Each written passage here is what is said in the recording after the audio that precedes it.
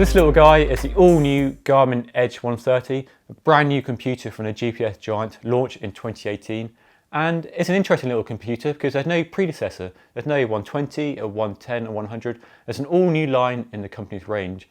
And it sits above the cheaper and smaller 20, 25 and a 200, but below the new 520 Plus, the 820 and the 1030 and so on. So let's take a closer look at some of the key features. First and foremost, it's £170 on its own, or £200 if you want a heart rate monitor strap included. It's a very small unit with a 1.8 inch really sharp crystal clear screen, no colour, no touchscreen. Instead there are 5 buttons around the side of the unit to operate the various menus and so on, and to start it. You've got ANT Plus and Bluetooth Smart for connecting to a full range of sensors, so from heart rate, cadence, power meters, smart trainers, and company's own Varia radar and light. Bluetooth Smart means you can connect it to a smartphone, so you can use the company's own Connect app for downloading routes and uploading the ride to the internet to share with your friends and family. And you can also get text message notifications. They pop up on the screen, so you can see if there's an important message from your mum and you need to reply to it straight away, or it's just your boss wondering where you are and you can ignore it and carry on riding. They claim a 15-hour battery life, which is pretty reasonable. You can also do Strava live segments as well, so you can start a favourite segment, download it onto a computer, and you can see where you are in relation to where you need to be to get that KOM on your favourite segment, whether it's a hill or a flat road or so on. You can also do live tracking as well if that's of interest to you. So those are the key features. Now let me take you through a bit of a closer look at some of the menus and the operation, adding sensors and so on. So let's roll that video now. And before I get stuck into it, how small and light is it? I mean, it's tiny, really nothing to it. And also, in my opinion, one of the better looking Garmin and GPS computers currently available in the market. It's not bulky or ugly, it's smooth, understated, pretty stylish really. If I turn it over, you've got the familiar Garmin quarter turn mount, which works on one of these Garmin mounts, which I'm sure you're familiar with. At the top, underneath the rubber flap, you have a micro USB adapter for charging up.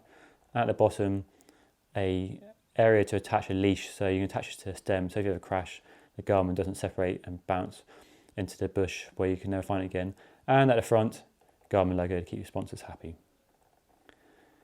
So the big news really is there's no touchscreen, it's a button interface, and that's no bad thing in my book. Gives good usability and increases the battery life as well. Buttons are easy to use when you've got thick rubber gloves on as well, so no bad thing. There are 5 buttons. On the left side, it's the main power button for turning it on and off. On the right side, you've got 2 buttons which act as scroll up and scroll down in the menus and so on, and the top button, if you press and hold, gets you into the main menu for more settings. And on the bottom, it's a lap timer button and a start stop button. The start stop also acts as an enter button when you're in menus, and the same for this one, it acts as a back button when you're in the menus as well, so kind of dual function. So that's enough about the outside. Let's get you inside and turn it on. I'm inside the conservatory, so we won't get any data from the satellites, so you have to imagine you're outside. But I can sort of run you through how it works. And this is the home screen you get. This is the first screen you see when you turn it on. And as you see at the top, you've got the clock, 2:45 at the moment. You've got some important data such as battery life. I got it connected to a smartphone, and you can see it trying to connect to some sensors like heart rate and a power and a Varia radar and light. They're not currently turned on, so as soon as you turn a sensor on, it'll pick those up and be connected. Now the first thing you can do, if you just want to get riding, just hit the start button as it's prompting you to. Press it again as it's prompting you, because it's GPS ready apparently, even indoors. And you're riding. Well, you would be, but use your imagination here. So as you can see, I've got various data fields set up to my liking. And if you want to see whatever data screens there are, you use the scroll button and you scroll through and you can see a little black bar on the right illustrating where you are on the optional data screens you have set up. And this illustrates how many different data fields you can have. 4 there. There's the navigation page and elevation page. And back to my main screen. So I've customized all the data screens and data fields, and you can do that really easily. From here, I can just go straight into the menu, and I edit the data page, and I use that start button at the bottom to go into there. And so firstly, you can choose the layout, and you can choose how many fields you want. And if I press enter again, you can have as many as 8 data fields or as few as 1. And you can see a little bar on the right illustrates where you are. There are 2, there's 3, 4, and so on. So you can choose how much data you want on the screen. It's up to you really. Depends on what sort of riding you're doing, whether you're racing or just riding recreationally. I'll go back. So you choose how many data fields you want, and you choose what you want in those data fields by choosing one of these. So go into distance, press enter, and you can choose from a multitude of options: distance, cadence, elevation, all the basic and some quite advanced stuff as well, power, speed, and so on. The only thing you'll notice, if I go back into that again, it's slightly different from some of the more expensive units. You don't get some of the same performance and power tools you might expect, but you get basic stuff you need. So you get 3-second average, some power, kilojoules and power zone. You don't get some of the like TSS stuff and FTP data, but for most people I think that's plenty enough. So that's how easy it is to adjust data fields. Probably not quite as easy as like Wahoo's smartphone app system, but considering it's something you do once, I wouldn't say it's any great penalty really. And if we want to go back, I'm back to a ride. And I also want to talk about the screen. It's a very sharp, very clear screen, very legible. I like the contrast. It's nice and easy to see when you're riding at speed. Obviously this much data makes it a little bit more tricky, but if you go to less data fields, it's much easier to see the speed if you're just glancing down. And it's quite a large screen for the size of the unit. There's still a large bezel around the edge though, so nice to get to the point where we're like smartphones, where you almost have an edgeless display. We're probably a few years off that yet. But it's not a colour screen, but it's a very sharp screen. I think it does what you want from a cycling computer. Let's stop the ride. Okay, so you press stop, wait a second, and you'll get your kind of distance and time. Then you go resume, save ride, or discard. I haven't actually done any riding, so let's discard that. Discard, yes, I'm sure. So you can see how easy it is to go through the menus using the 2 buttons on the right to scroll up and down, and the enter button to choose your settings. So I want to talk you through some other bits. If we go into the main menu, we've got plenty of options: so ride settings, navigation, history, my stats. I'll show you how easy it is to add a sensor. So go into sensor page, to press it properly, and you have the sensors displaying that I've currently enabled. And if you add sensor, wake up your sensor, and it's showing me 2 power. I'm not sure what that one is actually. That's a Wahoo kicker in the background, so I'm going to click enter, and it's added a sensor to it. It's that easy, really is that easy to add a sensor. It couldn't be any more difficult. Same with a phone, you can pair it with a phone really easily. And nice thing about having a smartphone connected is you get notifications for text messages. So you can see whether it's an important text message or not an important one really. You don't get WhatsApp messages updates, which is a shame really, because if you get a lot of WhatsApp messages, you're going to miss out on those. So that'd be nice if you could get those on there, but at the moment you can't. Let's go into ride settings. And here again is access to data pages. And you can scroll through your different data pages. So I go into one of them. There's my Strava Live Segments one. And you can add a new one. You can either start with one of these templates, or you can go custom data. Choose how many screens you want, and then go into, say, cadence. I want average cadence, select it, done. And in field 2, I'm going to have distance, I think.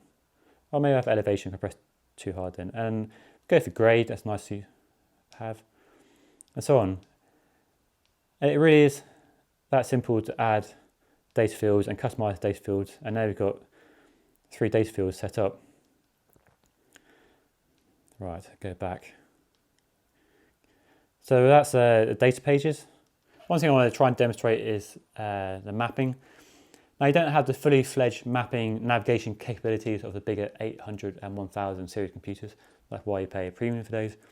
But you can download a route from Garmin Connect, and you can follow a line, like a breadcrumb trail, which I find is useful for very basic stuff. It works well for me here in the country, can't too many roads.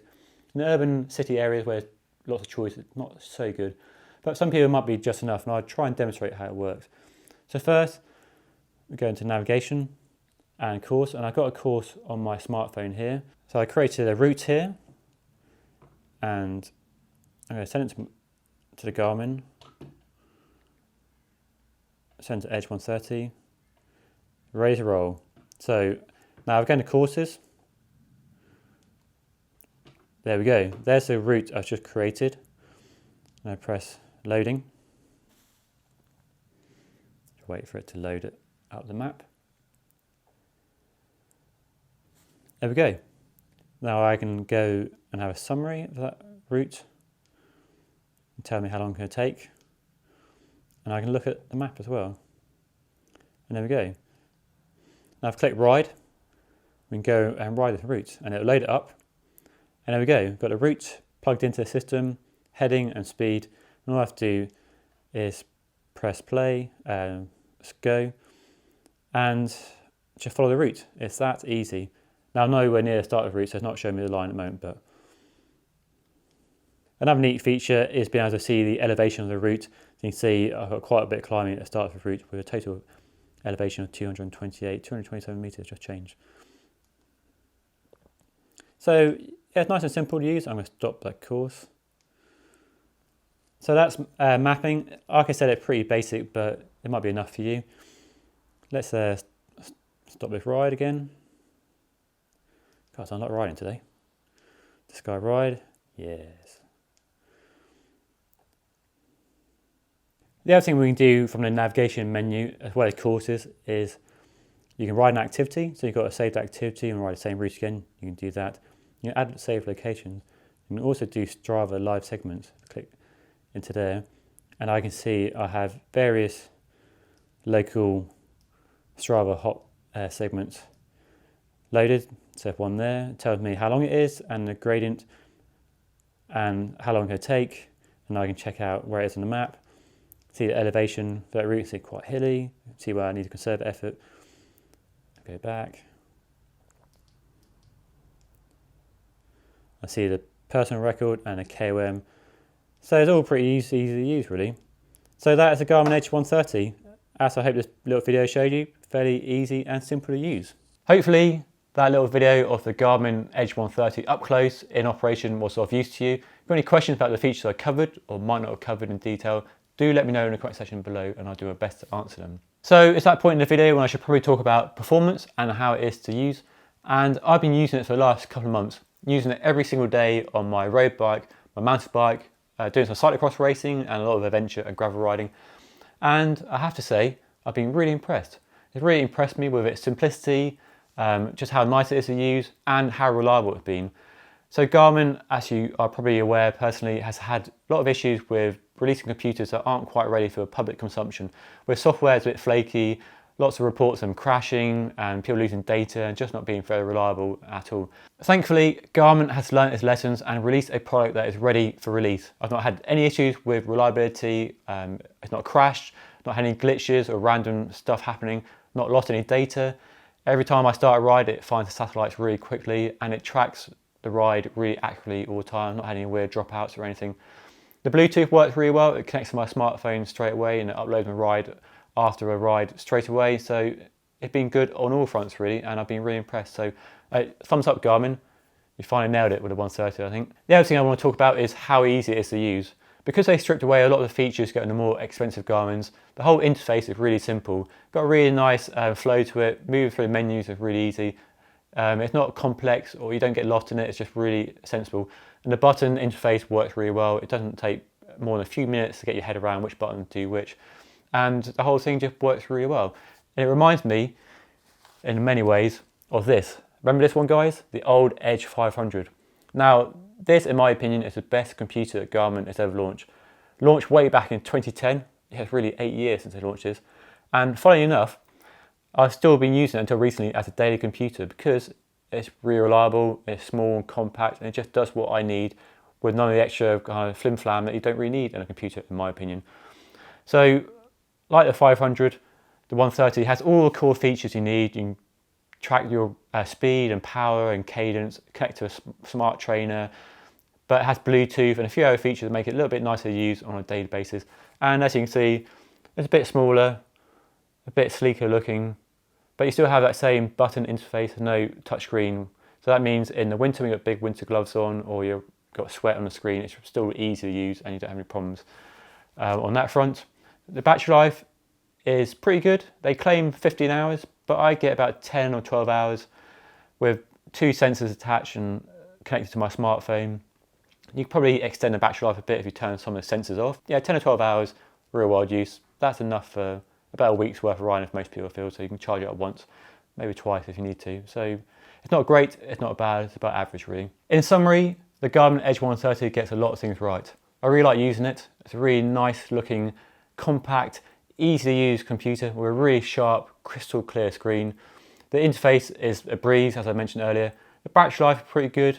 The reliability is really good. It connects to smart trainers and power meters, and your smartphone does everything you want.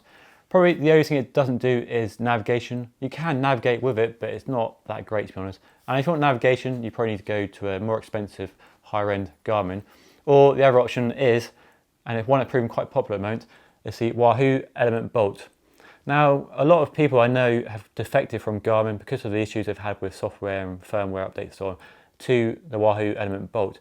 And there's quite a lot to like about this one. So the Edge 130 costs £170. The Bolt is £200, about a £30 difference. Even if you shop around and get them discounted, there's still a bit of a price difference.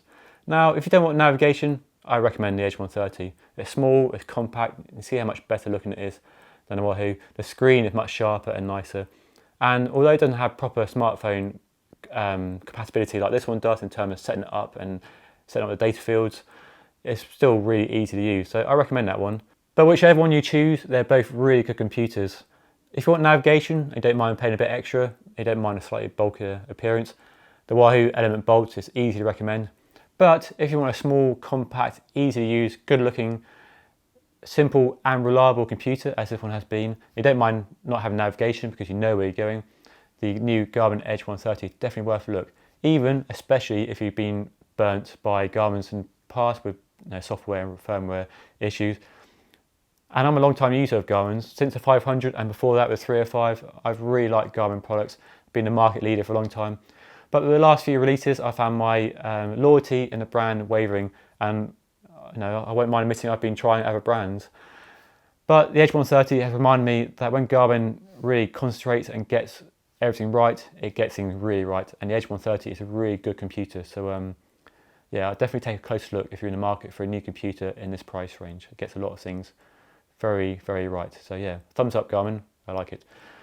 So that concludes this mini review, first impressions of the Garmin Edge 130. If you enjoyed watching this video, hit that like button. If you haven't already, why not? Subscribe to our channel so you don't miss any future videos and reviews from us here at road.cc. But as ever, that's all for now. Thanks for watching, and I'll see you all again next time.